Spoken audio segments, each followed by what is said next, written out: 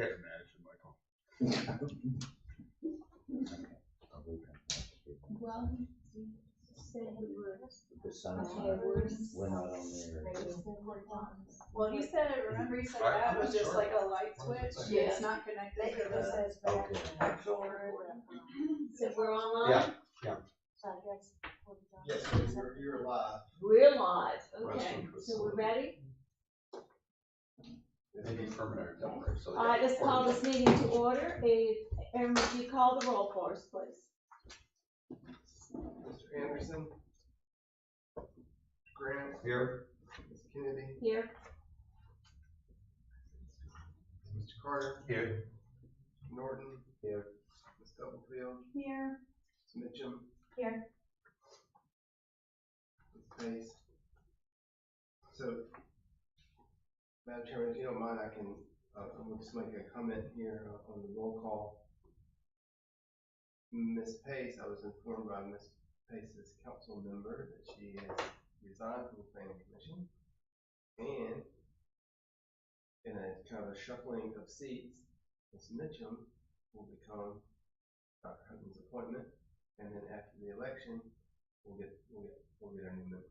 So Ms. Mitchum, who is serving out Ms. Ray's term on council, is now switching over to be Dr. Hutton. That's a good thing. So thank you for sticking with us. I'm glad that first meeting with me. It didn't scare me off.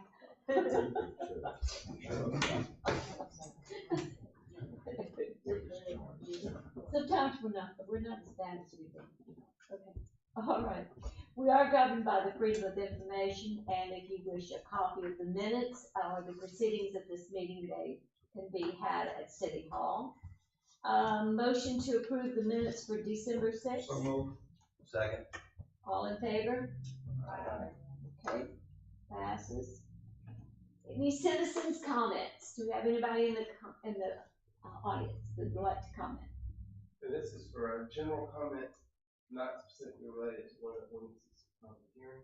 So you can do both. You can have a general citizen's comment and address the ordinances during the public hearing, or just do a general comment. I'll just make the general comment. This really is about the kitchen issue. There could actually be a legitimate need for two kitchens. I know what you're trying to do, but think about this. If you're an Orthodox Jew, you have to have two kitchens. There's no question about it. If you're a practicing Jew, you may or may not have two kitchens in your home, depending on how these things go. If you want kosher in your home, you have to have two kitchens. Dairy and meat products have to be separated. In addition to that, there are cultural issues. The Italians have two kitchens. Mostly it's seasonal, but they top to bottom. The Koreans have two kitchens. Other groups have two kitchens, mostly for weather. If it's hot, they have one, and if it's cold, they have another. But there's no question that for religious reasons, I think you should put in something. That way, if the person shows up, then you don't actually, the city council doesn't have to say, oh, what do we do? There would be a waiver. And there could be some kind of medical reason. And there might be something about Middle East cultures, I don't know. This is my suggestion. Provisional waivers possible for the council approval for religious and medical reasons. If you slip that into section 8 in some kind of parentheses or something, it would solve the problem. Michael has a copy, and he will share that with you when the time comes. Thank you. Thank you. Thank you. It's a great point. Yeah, did you want to Great speak? I did. Okay. Is this for the kitchen ordinance? All right, so if you don't mind, just to get these on record as part of the public hearing, can we kick that off the actual public hearing portion instead of general comments? This is general citizens comment, and we're having a specific public hearing for that one in a few minutes, and I will keep all the record together. You just tell me what to do. All right. Okay, are there any other general comments that we need to go? All right. Okay, so then we are moving on to the ordinance on the kitchens with unfinished business. So now that would be appropriate for this budget. Yes. So I started a renovation about a year ago. but Luana's been so gracious to rent my beach house, it was hard to get an architect and an engineer in there, enough to draw, we knew what we wanted to do, but then they had to go out and measure it and whatever. We're keeping my house at the same height, but we're making the top floor, which is an attic currently, into a master suite. The problem with us coming out here to Folly is she's always renting the house, so we're always having to grab everything and go. So what we decided to do is put a little kitchenette in the top floor to, lock off so no one can get in that area. And the only way to get to that area is to come through the house, so it can't be divided off like a duplex, which I think is a concern.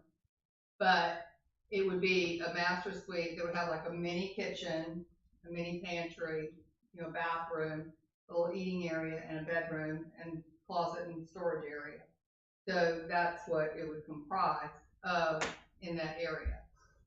So that's why, and the architect, I have pictures of what the house is, but it's not even look like the house. It's 307 West Ashley Avenue, which is right next to the public parking. So I'm going from a very traditional home to a very contemporary home. And we're not changing the exterior structure other than taking off the porches and then making it a modern home. I mean, you're more than welcome to see. And I also printed off, and this is the back. So I've printed off the pictures to show you what the different areas are that they are doing. And we're still in the phase of, I don't like this, I do like this.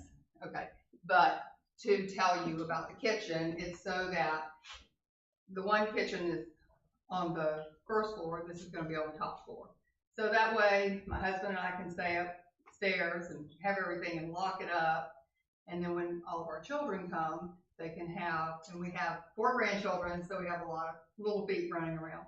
So they can have their own separate space and their own separate area that, they live in. And again, like I said, convenience for us, so that if she calls me and says, oh, I have someone to move in for you, we don't have to pack everything back up.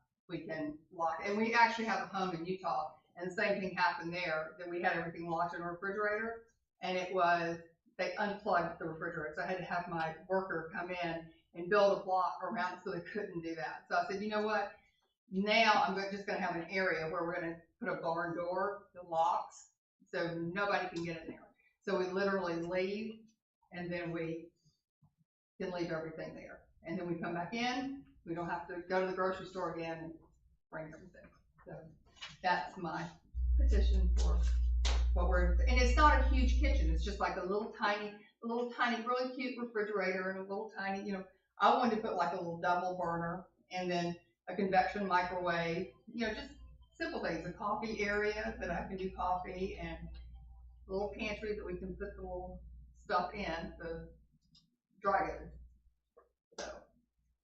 So it's not like an actual huge cook-in kitchen like we're gonna put in the main floor. Anybody have a question to this budget? No, but it sounds like this whole thing to meet both needs could be solved by, you can have 2 kitchens, but you can't have 2 separate entrances. Yeah, you couldn't be there when it's rented. No. Okay. Yeah. No. Because we're actually, whenever it's rented, I mean, they're gonna be coming up to that point. We're not gonna be there at all. No. I don't They won't go in that floor. Yeah. No. They can go up, they cannot go in the kitchen. Everything's blocked off. This is not gonna be utilized by anybody but us to store perishables, to store. So you're adding another bedroom and bathroom to your room. That's what I'm saying. Well, no. We're not adding another. Actually, let me tell you what we're doing. So when you walk into my house, I have a bedroom on the right and a bedroom on the left. My bedroom on the left is gonna be a kitchen. The whole thing is gonna be in the kitchen. The bedroom on the right is staying. Then you go up the stairs, and there's a bedroom on the right and a bedroom on the left and a bedroom straight forward. And what we're gonna do is we're gonna cut the bedroom that's on the beach side in half. And then I'm gonna put a bathroom back here, and then this bedroom is gonna be a laundry room. So I'm doing bedroom, bathroom, bedroom, bathroom. It's the same, it's just the way we're cutting up the rooms, and you can see how it will be done is, so everybody has their own little bathroom, everybody has their own little bedroom, we're just reapportioning it. And I'm making a big laundry room with 2 washers and dryers in there so that when people come from, to stay, and actually, to be honest with you, when people come to stay in my house, it houses 12 people, of course, sometimes 14 people come in there, whatever. So that's many families that come in there anyway, when they rent it, right? Correct. Yeah, so, What's there to stop a future owner from allowing two how are they gonna get in there? What about Well, the elevator? They have to go in the front door, and the front door is gonna be on the bottom floor, and then you're gonna go up, and that's it, that's how you get into a house, and you go in the back. And so, I don't think that, I understand you're not gonna allow it, no, but what I I'm don't think saying, someone in the how are they future. gonna do it? How would they get there? How, They would could have they to- go up the elevator? Could you like make it like condos where your elevator goes off? Oh, no. Okay, I just saw that the elevator was there. I Yeah. didn't know whether that- No, you're gonna be going through the house, and nobody is gonna rent a home where people can effectively get on an elevator and go and get into your space. That doesn't even make sense. I mean, Well, that's I wouldn't do it, Well, but, that's how a lot of condos are, like I've been in ones over in Mount Pleasant where you go up the elevator, you get off onto your floor, which is your I see what you're big condo. Yeah, So but no. technically you could, with a house this size, you could structure it if you that had a way. real kitchen, but I don't think Yeah. anybody's gonna have a little kitchenette that they're going to rent as it's just basically, like I said, to store our food, or to store, your food. And then lock it off, and then you are not aggravated every time you wanna go out there. So we go out there very few times. Yeah, I showed it. Oh, here, I didn't bring you the roof line. The roof line's basically, instead of being peaked, it's just going straight across, and that's what's giving us the space on the top floor. What you can see from the pictures, so.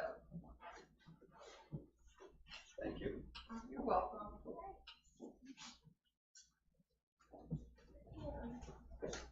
And like I said, we started this project a year ago, which is, now we're getting to the point where we're so close to getting it bid out so I can start to work on it. Yeah, we're excited. We're really excited because we've owned this house since what, 98, 99, long time. And all the time I told her, okay, now I'm gonna redo this house, I'm gonna redo it. Finally, I'm to the point. Time's that much long. All right. So we have this now. Mr. McFarland, you're signed up to speak for this ordinance. But I've already Are you good? said my piece. So anybody else wish to say anything before we proceed? What was Mr. McFarland's, for amendment? for religious, for provisional waivers, possibly by council approval for religious and medical reasons, such as the Jewish people that keep kosher need 2 kitchens, which I get, I understand. Okay. How did the staff look, Aaron, and determine what other towns were doing on this? We did, and Jenna's got that update for you guys, but just before we go too far, I do want to review the ordinance, and so this would prohibit 2 complete interior kitchens, and a kitchen is defined as a sink, refrigerating unit, and a cooking unit. We don't break down cooking units into microwaves or stoves, and that could be an area of further refinement. But a kitchenette that had a microwave and a bar fridge would not be prohibited under this. A wet bar that had a bar fridge and a sink would not be prohibited under this. Basically, you need the cooking, the water, and the refrigeration to be a complete kitchen. I don't know what your plans are for a kitchenette, but if it's short of a refrigerator, stove, and a sink, then you probably be exempt. Would you be exempt if you got one of those combined units, Aaron? What You know, they make them all together, the sink, the refrigerator, and the stove in a combined. I did not know such thing was. Yeah, they existed, but do. it probably They would Yeah. qualify. So it could be a matter of defining cooking unit. It is a little vague at the time, but just for clarity, it's for complete kitchens, not wet bars, hotel, kitchenette kind of things. This is for cooking, sinks, and refrigeration. So we did have a public hearing on this back in December, I think, and you guys asked Paul for more information, and we polled our neighboring communities. And Jenna here has gotten that information, and the first official act we need to share with you is what our neighbors do. Hi, everybody. I'm Jenna. Jenna Stevens. I'm the new zoning administrator for the city. We, like Aaron said, we polled the neighboring islands, 2 or 3 up and 2 or 3 down, and got back no limits from those people. Kiowa, Ediston, nothing. Olive Palms does have, they define a dwelling, a single family dwelling, as being occupied exclusively and containing by one family and containing only 1 kitchen. James Island, they go by density standards. So they allow 1 dwelling per third of an acre, and then a dwelling only has a kitchen. So that's how they contain that. And yeah, Sullivan's, Charleston, Mount Pleasant, not have anything else.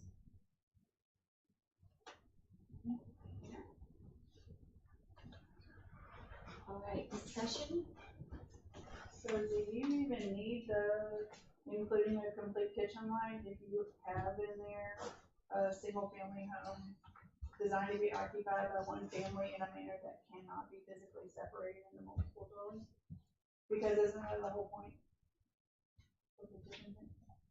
Yeah, well, the point is to define a kitchen and to limit them, and the big driver of this is the future abuse of these well-intentioned folks who are building mirrored floor plans with 2 bedrooms up, 2 bedrooms down, living room and kitchen, and they're gonna lock it and leave it, and then a few years later, it's rental.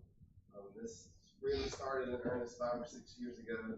Some of you who were on this board remember we brought this ordinance up when we got our first application for multiple kitchens. And much of the same discussion happened. What's the kitchen? What about me as an owner who wants to lock and leave? Or what about my mother-in-law who's going to move in? And what we found over time is those owners sell, they move on. Grandma's no longer with us. We're out of here, we're moved. And then we've got rentals. We just had our first successful prosecution of a 2-kitchen house that's been illegally rented as a duplex down in 213, mirror floor plan, originally constructed with no separate entrance to the upstairs. We looked at it, we said, hey, this looks like a duplex, but it's not technically legal, we have to permit it. Then we go away, and of course, we don't have eyes on that house 24/7. Now there's a separate entrance to the upstairs, people are coming and going. It took 2 years and multiple police visits to get the proof needed, but now we have proof. They had gone in and they'd retrofitted it to be 2 units, and they were renting it separate. So each time we permit these things, we're creating a situation where that property has to be monitored to perpetuity. Do we have the tools to go after them later and say, hey, this shouldn't be a duplex, it's a single family house, we're going to prosecute you? Yes. But over time, as we get more of these, we're just adding to the list of houses we have to watch. And it's kind of a question of balancing, which is more important. Not creating that possibility for an illegal rental in 3 years when that person's moved on and no one knows what's happening, or creating flexibility and taking folks on their word so it's not illegal. Not all rentals not all second kitchens turn into illegal rentals, but some do, and we would like this as a tool to kind of stop that before it happens. I was, oh, go ahead.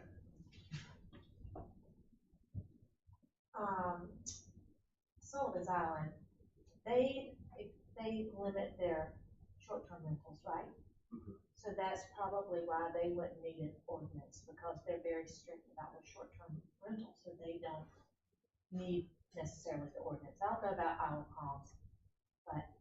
Yeah, you're right. There are a handful left that haven't gone away, but short-term rentals are prohibited on Sullivan's Island in general. Yeah. So they don't have the situation for multiple folks renting out multiple houses. If they do, they got a real clear way to go get it. You can't rent, period. Right. So they're already watching. Whereas, We're creating a situation where we allow rentals basically everywhere, and now we're having to monitor individual rentals to make sure December. So this is primarily a proposed enforcement tool for the multiple rental situation. That's what brought us to propose it. Mr. Long, when this came before us how many years ago, I was against it too. I didn't understand it and I was against it. And then they built 213 across the street from me. And, that's a duplex. There's no ifs, ands, or buts about it. And you think you cram people into one house? Imagine 2 houses across the street from you. And I know people come in and say, hey, we're not going to do this, but the house gets sold. And these people didn't sell the house. They came in straight in to do this. She's got it on different platforms, but she's pretty clever about how she advertises it. And it's a nightmare. It's to live across the street from that. And it actually took 2 years of me calling. Because when the police officers arrive, they have to talk to the people on the first floor and the second floor to make sure that they're not all together. And then the owners were telling them to stay their family, because the family stays in one part and they can do something with the other part. And if we don't do something with this, it's going to be a nightmare out here. I mean, we're building out the island now, and this is going to be the next phase. Why not have a duplex? You know, when you can have a single family home. I think it's very well written, and we're not the final say on this. Council is, and I really like the way it's written. I don't know about the religious exemption. I don't know how council would feel about this, but personally, as written, I'm great with it.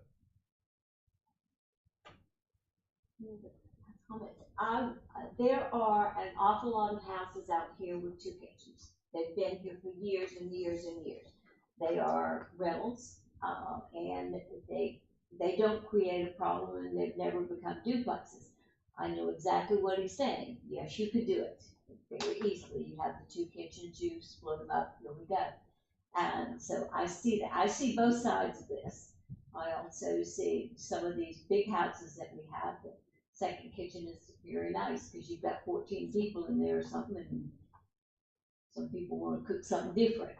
So I see both sides of it. And but I do understand how it could become a duplex. In some instances, yes. But the existing can be rebuilt, right? No? No, okay. What do you mean by that? What was the I question? meant homes that exist now that have 2 kitchens, if it burned down, could rebuild, but apparently not. So now anything that's substantially damaged has to come in conformity with whatever is in effect at that time. Okay. So if we do change the rules to say you only have 1 kitchen, then anything that got rebuilt would be limited to 1 kitchen. May I ask a question though? My house is rented to 12 to 14 people. What difference does it make if there are 2 kitchens? Well, they're not gonna use my second kitchen, that's off limits, but I'm just saying, I die, of course, my whole properties, I have 3 children and everything's in perpetuity, down the lineage to my children, my grandchildren, and everything else. Nothing is ever gonna be probably sold ever out of our properties. It's not, I can tell you it's not. So. Mr. Long, our public thing is over with, and it's not down to one person. No, I'm just saying. But you had your time. You had your time. Okay. Yeah, we procedural wise right now. I would move that we adopt this ordinance with the language change for an exemption for religious or medical reasons. I second that. Okay, we have a second to the motion. We will need to vote on that first. Any other comment on? So what does happen with the older homes like Luan's talking about that have been here for 30, 40 years that do have the second kitchen? So how does that get regulated, or are they grandfathered, are they not grandfathered? So grandfathering is a term that kind of sometimes gets confused with legal nonconformity. As a legal nonconformity, they can continue to exist basically in perpetuity as long as they are not abandoned, discontinued, or destroyed. So as long as they're here, they're good. Nothing would change for them. But if a hurricane came and washed them away, or they burned down, or they tore them down, they couldn't be replaced with 2 people. They would have to come back to whatever was in effect at the time they came back. Got it. And if they were a problem, like in this instance, you guys would enforce whatever you enforce. We currently have an enforcement action going on Tabby Drive to have someone with that apartment have a second kitchen. It was added Recently. And they were using it as a 2-family dwelling. They were advertised I mean, it'd be as a whole new apartment. Yeah. It's, again, not all of them, definitely not all of them do it, but it creates the opportunity for it to happen. And so if a house, an older house that currently has 2 kitchens burns down or gets,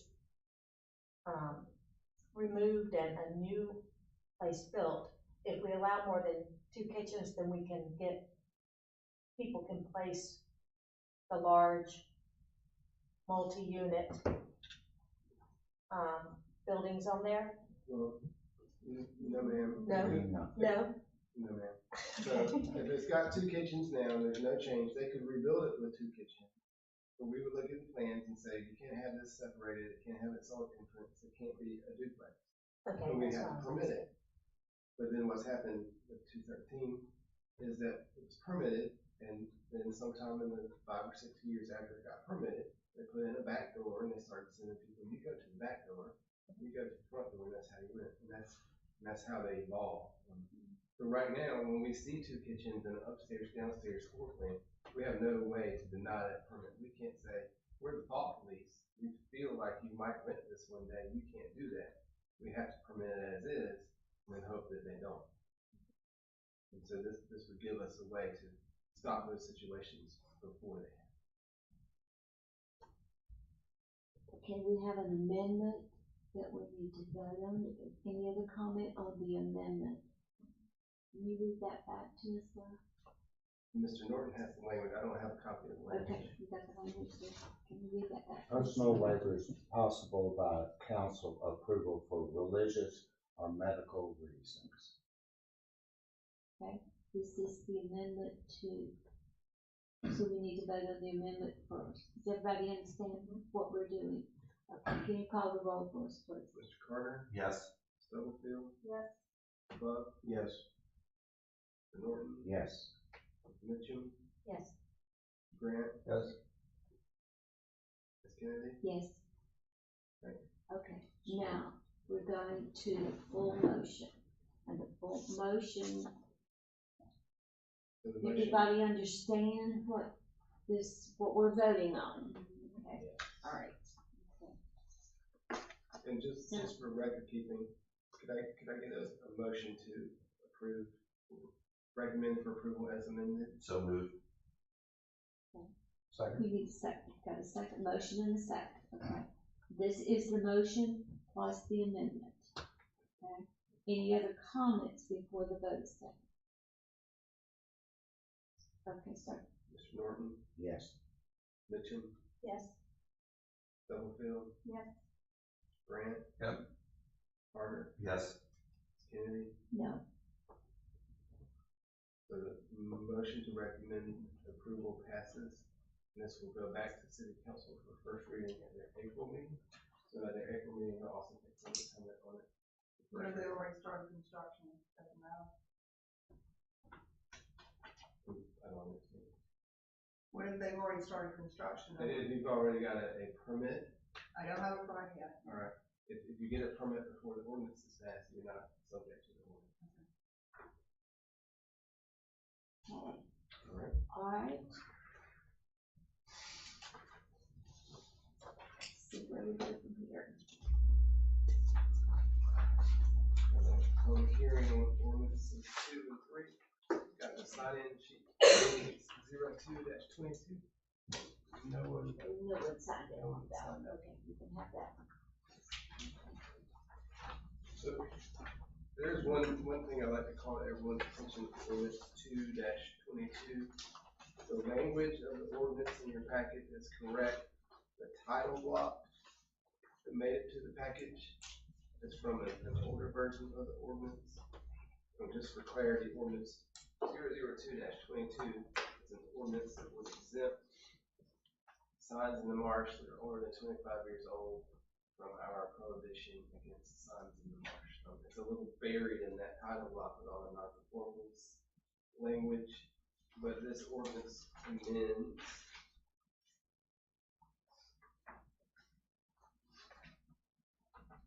section 168.05 non-conformance conforming signs to add language that would allow off-premise signs located in the marsh and placed for more than 25 years to remain non-conforming uses. And the history of this is the 2018 rewrite of our sign ordinances. When we rewrote our sign ordinances in 2018, we specifically prohibited signs in the marsh and off-site commercial signs that are located not on the premise of the business they are advertising. We gave everyone until January of 2019 to bring them into compliance. There are two signs in the marsh, the Bowens Island Road, a kayak company sign, and the Bowens Island Marsh sign. We reached out, we said, hey guys, you gotta take down your signs. There were some negotiations, and then COVID hit, everything's off the table. Fast forward to 2021, when we come back and say COVID's over, we're here to enforce our prohibition against marsh signs and off-site premises signs. The owner of Bowens Island approached the city then, could we move our sign out of the marsh and onto the high ground that you own at the corner of Plant Farm, right in front of Plant Farm at Bowens Island Road. In the interest of preserving that historic sign, the city worked with the owner to negotiate an easement on our property. Those negotiations went back and forth between 6 or 7 council member meetings, and finally bogged down to the point that council said, you know what, instead of encumbering our public property with this sign in perpetuity, we'll propose an exemption to let you keep your sign in the marsh until it goes away. So this would cover the Bowens Island sign. It would let it stay out in the marsh as a non-conforming marsh off-premise sign. That means it can stay there forever until it goes away for more than 12 months or is destroyed. So it's not allowing it to be put back, it's just allowing it to exist as is. There's no similar language for the kayak sign. They were initially given the opportunity to pair up with Bowens Island for the relocation, and they didn't take advantage of it. And so once this is settled, we'll begin enforcement actions back from 2018 for the kayak sign. So the kayak sign, if this passes and so forth, the kayak sign will come down? The kayak sign is not exempt, so we It's will have not to exempt, begin okay. enforcement against it. Okay, we need a motion to put this on the floor. So moved. Second. Okay, we got a motion and a second. Any discussion? The kayak people did not fly. I don't know if they were able to come to an agreement with the owners of Bowens Island or not, but when the sign moving stage got there, what's coming over to us, it was just Bowens Island.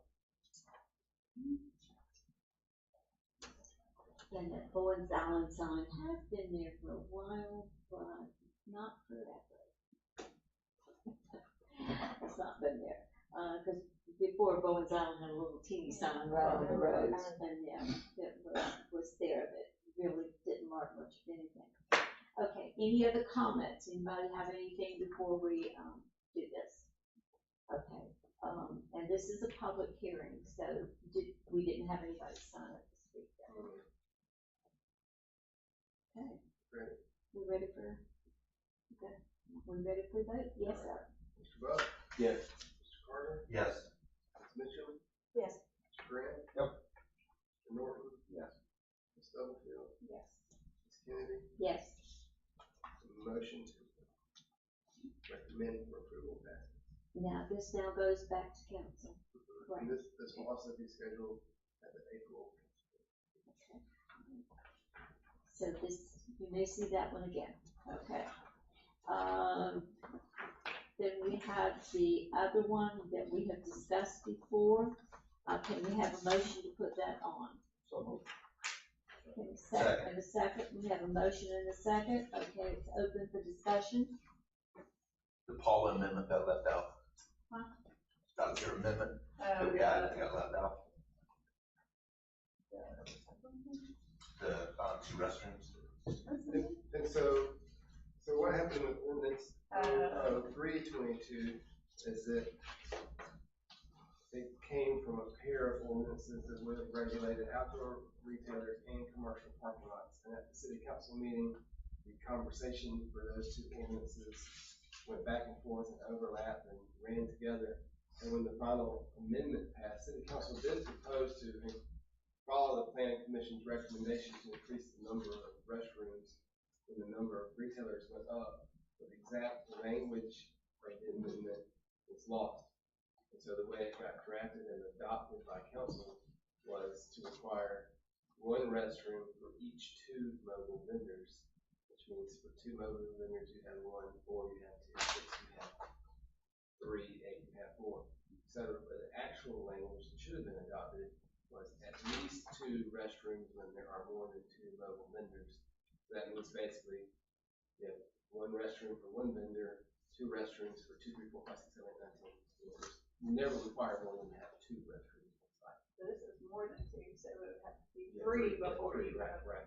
which is, So instead of increasing the number of restrooms forever, it caps it at 2. So this is a redo. So basically, there'll be 2 restrooms in a lot that would have multiple vendors. When they have more than 2 vendors, they'll have 2 restrooms. Right. And they're porta johns. They can be porta johns, or they could be public or permanent structures if anyone, but realistically, I don't think anyone's gonna invest. But there are 2 right there right now. There's 2. When I walked by, I saw 2 porta johns. Well, they In the may corner of be the lot. voluntarily provided right now. The requirement that they provide them passed in December, so some folks could have already provided them. This is correcting an ordinance that already passed. Okay, So this one came to city council, or came to the planning commission, then went back to city council, and they passed it. They just passed language that would have required the number of restrooms to keep increasing, when actually it's supposed to stop. so if this has already been passed, it says that they must be screened from off-site views. Does that mean when I walk by tonight, I shouldn't have been able to see the porta johns sitting Yes, there it in the, does. on the So, property? If you email me which property and where they are. I mean, I'm pretty sure it was dark, but I looked specifically so I'd understand this, and there appeared to be They are 2 intended, porta johns sitting on that property and full. the restrooms installed for this requirement have to be screened. Okay. So if they've already put them in and they're not screened, let me know, and I'll get the guys involved. Darren, this includes the boat landing, I'm assuming, too. If they have outdoor vendors. Oh, This is for lots that have outdoor vendors. okay. But if they don't have outdoor vendors, it's just a parking lot, they don't They have to just need to provide. put, a paid parking lot.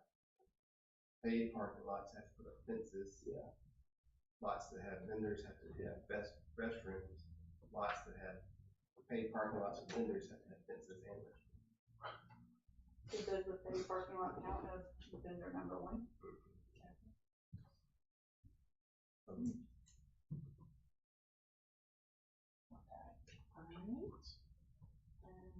Move the amendment, move the motion.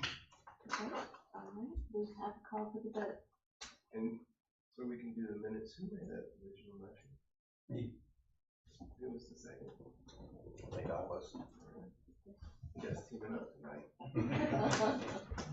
All right, They just speak up before I agree. Ms. Stubblefield? Yes.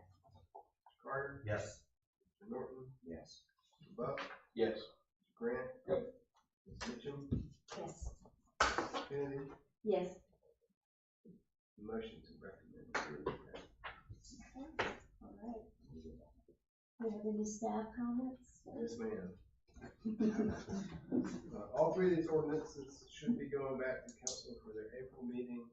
The April meeting is going to be kind of a marathon, partly because we're going to ask you guys to donate your April meeting on April 4th to another joint work session on commercial district rezoning ordinances.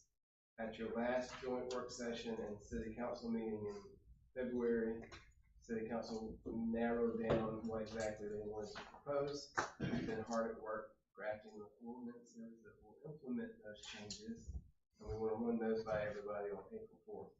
So on April 4th, you will see the actual ordinance forms of the recommendations that were settled on back in February.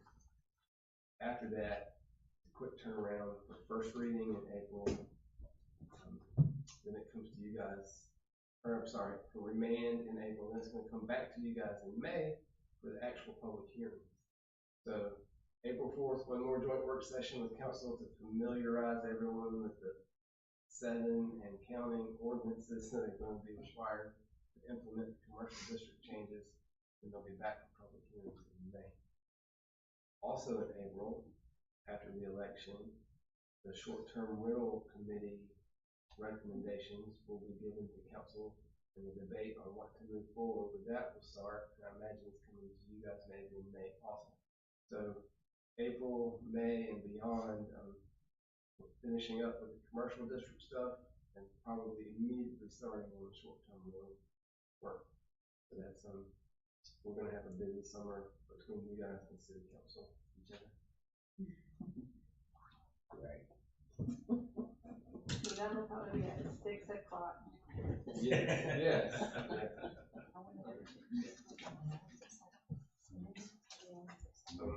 And also in April, we are going to get at least 1, possibly 2 new council members, depending on how the election goes.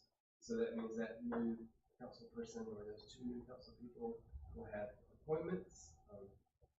If your council member is running for re-election, be sure to reach out to them and let them know you're going to continue to serve. And then if your council member does not get elected, we'll talk and we'll connect you with the new folks. We'll go from there, but we could possibly have some turnover on this board in April, also post-election. I think that's it. Okay. All right, do we have any, that's staff comments, do we have any commissioner comments? Anybody would like to make a comment? Welcome to Folly. No, I wanted to say it first. Jinx. My comment is move to adjourn. Do we have a second? Second. Okay, we're all ready. Is that bad? 41, you guys will give me 30 seconds, I'll stop streaming. Okay.